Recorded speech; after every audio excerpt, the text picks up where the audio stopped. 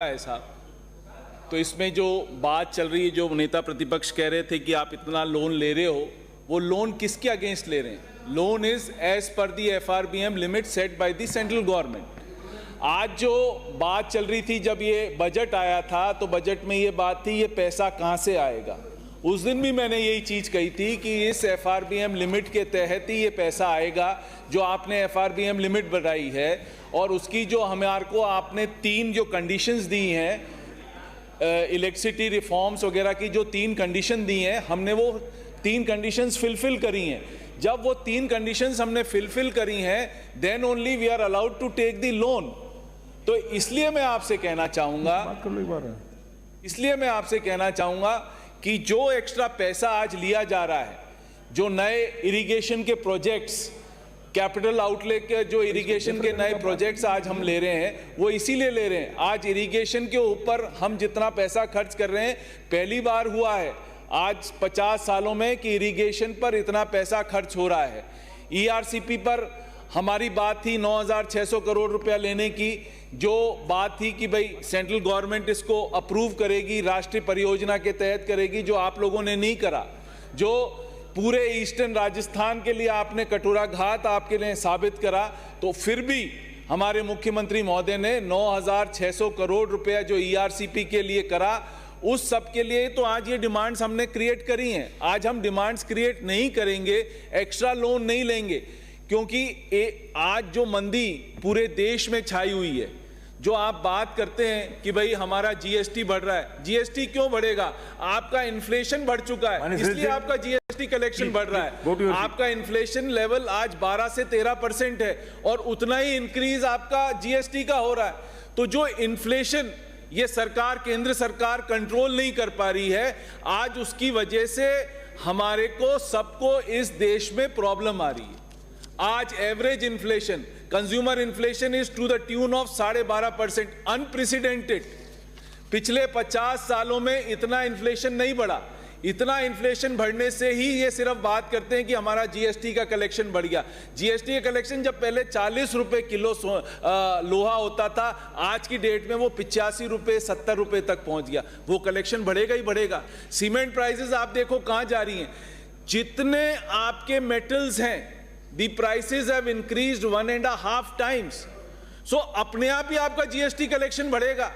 GST में आप यदि ये देखें, पर consumption, per capita consumption human, उसमें कि भाई कितना कंजम्पशन हुआ है, तो अल्टीमेटली आप देखते हो उनका प्रोडक्शन तो कम हुआ है, बट उनकी रेटें बढ़ गई, इसलिए आपका GST कलेक्शन हो गया।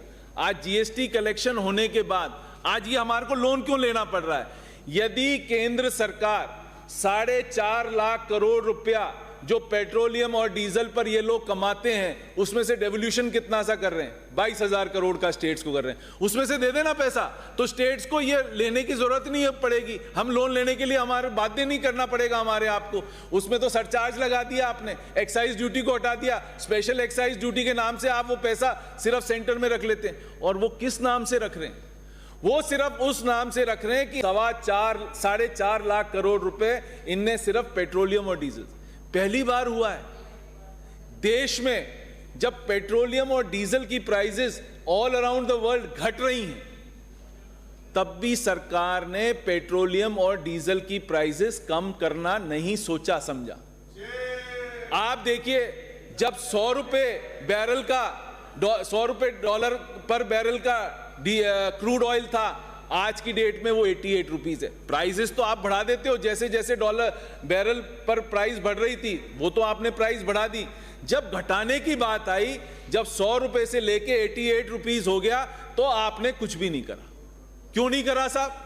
जैसे आप बढ़ा सकते हो वैसे आप घटा क्यों नहीं सकते हो? आप आम आदमी को रिलीफ ही नहीं देना चाहते। इशू ये है सबसे बड़ा कि आम आदमी को ये सरकार, कोई मोदी सरकार कोई रिलीफ नहीं देना चाहती। आप हालत देखिए, जितना लोन आप जो बात कर रहे थे कि आप ये लोन क्यों ना, आप सेंट्रल गवर्नमेंट का लोन देखो ना साहब कितना बढ़ गया।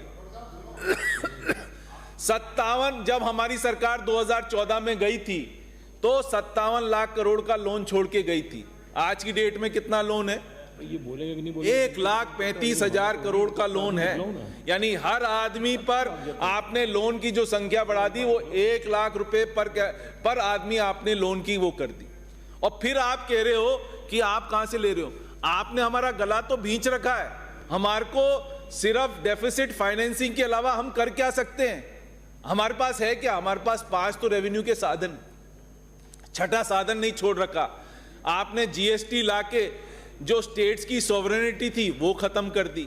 आपने पहली बार हुआ है डेमोक्रेसी में, ये डेमोक्रेसी का ये भी पार्ट है जो करेक्ट डेवल्यूशन है, जो redistribution of the taxes between centre and the state should have been in the proper manner. This is a part of the democratic system. You have forgotten the democratic system. आपकी जो मर्जी आ रही है वैसा आप काम कर रहे हो। आप कोई ऐसा काम नहीं कर रहे हैं जिससे कि स्टेट्स को, जहां आपकी रूलिंग गवर्नमेंट है वहां पर आप ये बात कर लेते हो कि भाई हमारे को ये आप पैसा दे देते हो अपनी स्टेट्स के अकॉर्डिंग। हमारे को तो कुछ पैसा मिलता नहीं, तो हम कहां से जाएंगे? हमें तो हमारी जो FRBM लिमिट की हमारी जो कंडीशंस हैं उसके तहत हम लोगों ने ये लोन ले रहे हैं, सो दैट हम अपने ये जो लोन का पैसा है, हमारे जो असेट्स बन रहे हैं उस पर हम खर्च करना जा रहे हैं। मैक्सिमम पैसा इस अप्रोप्रिएशन में आप देखोगे ऑन इरिगेशन एंड एक सेकंड आप बैठो। मैंने सवेरे आपके चैम्बर में